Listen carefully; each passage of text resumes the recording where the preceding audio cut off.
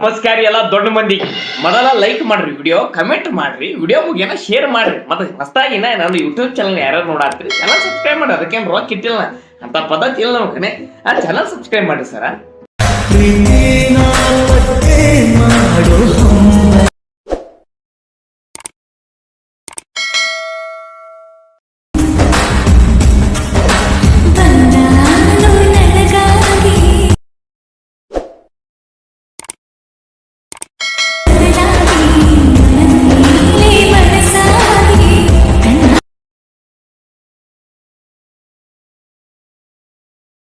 Once more!